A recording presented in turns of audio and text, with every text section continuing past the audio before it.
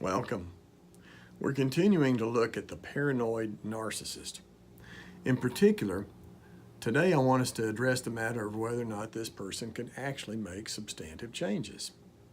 The short answer is that many paranoid narcissists do not change, but some do. Why? What allows one person to overcome major personality flaws when so many do not and even cannot? In my last video on this topic, I spoke about the skewed ways people with this particular personality disorder interpret their reality. In very simple terms, a person who is both paranoid and self-centered doesn't think normally. His perception is filtered through a strongly biased and self-serving lens. I'm going to ask you to do something that you might find a bit strange. You might even think it's impossible, or you might say, that's something I don't want to do. I'm going to ask you to step inside the shoes of a paranoid narcissist, to be that person for a moment. Now, I'm not asking you to agree with what that person thinks, and I'm not endorsing the hurtful way these people communicate with others. Rather, if you and I can ever hope to understand what makes these people tick, it helps to make sense of where they're coming from. Just recently, I interviewed a man in a Texas prison. His parole attorney sent me to see him to help determine his suitability for release back into the community. The man had been handed down a 25-year sentence numerous years ago for the offense of armed robbery. He committed this act by walking into a convenience store that he frequented, stealing a few non-essential items like beer and candy bars, and then he walked out without paying. A moment later, he returned to the store, and this time he grabbed a couple of Gatorade bottles. When the store realized what was going on, he warned the robber that he'd call the police if he didn't pay. The robber yelled an obscenity at the clerk, then pulled up his shirt to reveal a 9mm handgun, telling the clerk to shut up or he'd put a bullet in his head. Well, 12 years later, the defendant sat in prison across the table from me while a guard stood outside the door. The man was clean cut and dressed in a nice white uniform that's provided to inmates when they have a special visit. He looked real normal in virtually every respect. About 30 minutes into the interview, this man told me he was different than when he first entered prison. He offered what seemed to be a raw and honest view of the person he used to be. I asked him to explain. Here's what he said. When I was a teenager, but especially when I was in my 20s, I didn't have a single friend in my life. People hated me and I hated them back. I was full of myself and I knew it, but I was so paranoid I wouldn't let my guard down. Everything people said to me, I took the wrong way. It was a lot easier to make sure I protected myself rather than protect my family. My parents, my wife, my kids. I was really aggressive. Everyone was scared to death of me. But look where it got me. I've had a long time to be by myself, and trust me, it hasn't been easy. So I asked him, when did the change process start? How did you go from being an unlikable, narcissistic a-hole to somebody who's really ready to enter the real world? Let me tell you something about narcissism, this man said, as if he believed I needed some insights you can't learn from a textbook, which I'm always open to. He said, when I was living in the free, everything was all about me. All I ever wanted to do was to do my own thing my way. If I felt like yelling at someone, I yelled at them.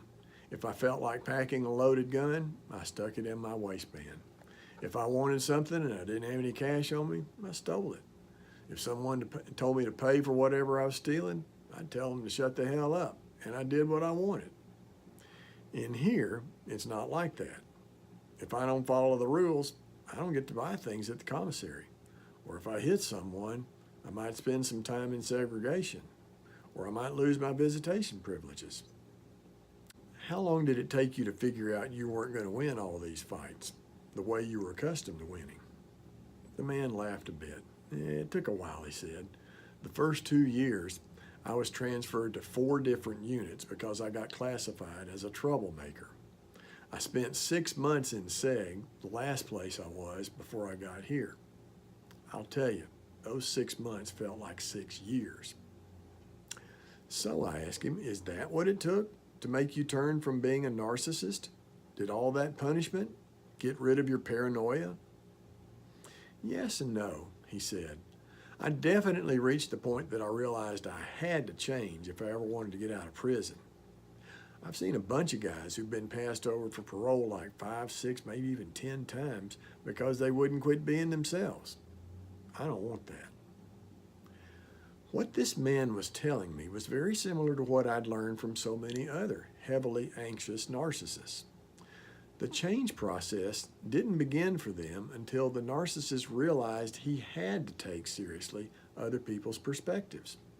One thing narcissists are notoriously infamous for is their very poor listening skills. I mean, why listen to someone if you know everything? And why take anyone seriously if you don't trust that they'll do what you want unless you force them to? But when control is removed from the narcissist, some, but certainly not all, figure out that to manage life, it's necessary to actually cooperate with the powers that be so that they can get what they want. If you've ever taken a psychology course, almost certainly you learn something about the power of positive reinforcement. It's really simple. When a certain behavior is followed by a desired response, a person tends to repeat that behavior. In the case of the paranoid narcissist, most surmise at a young age that their world is an unsafe place that fails to provide their basic needs for approval and affection. So, feeling downtrodden and maybe believing they have little to lose, slowly but surely, they become anxious, tense, angry, then rebellious and risk-taking, and some become really aggressive and sometimes even seem out of touch with reality.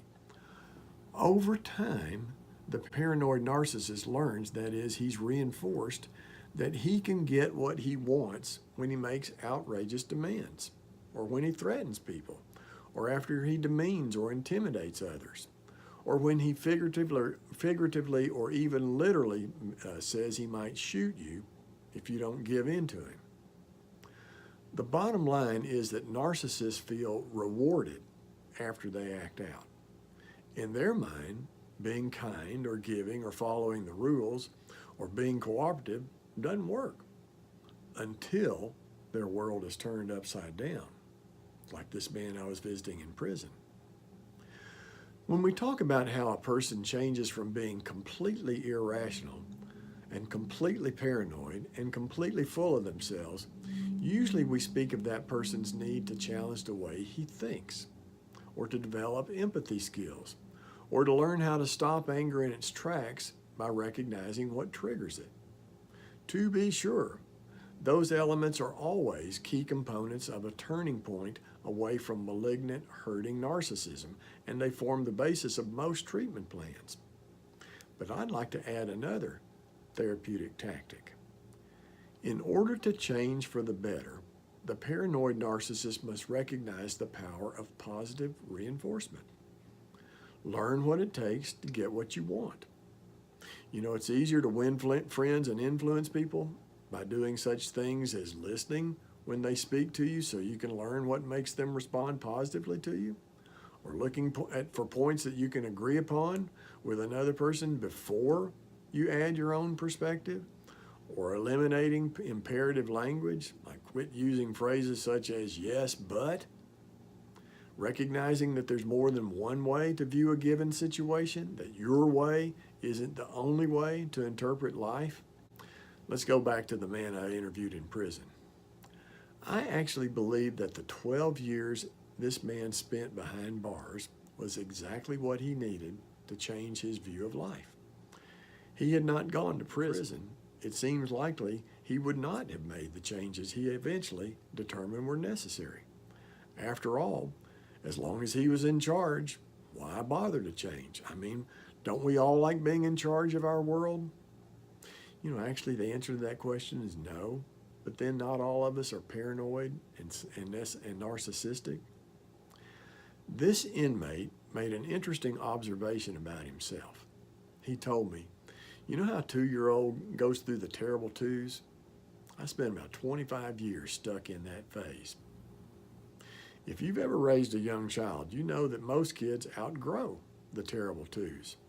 They learn that throwing fits isn't the way to get rewarded. They're taught pro-social ways to cooperate, and they're provided role models who guide them as they learn how to get along in relationships. Most paranoid narcissists didn't have that advantage. Now, here's a dilemma. If you know, or even if you live with a paranoid narcissist, you'll understand what I'm talking about. What do you do if this person refuses to comply with your efforts to put him in his place? If you don't have time and patience to wait it out until he realizes it's to his advantage to drop his defensive and learns to relate to others in a realistic manner, what are you left with? One of the exasperating and even tragic byproducts of dealing with narcissists is that they often force people to make unwanted decisions. I'm here to tell you not to fall into the trap of waiting on that person to make the first step toward change.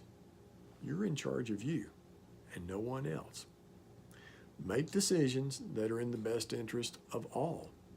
If the paranoid narcissist follows along, you will have done him a great service. If not, it's his loss, not yours. In my next video, I'm going to answer the question, can a child be a narcissist? In so doing, I want us to look more in depth at the origins of this personality disorder. I'm psychologist Lee Carter. I'll look forward to being with you again soon.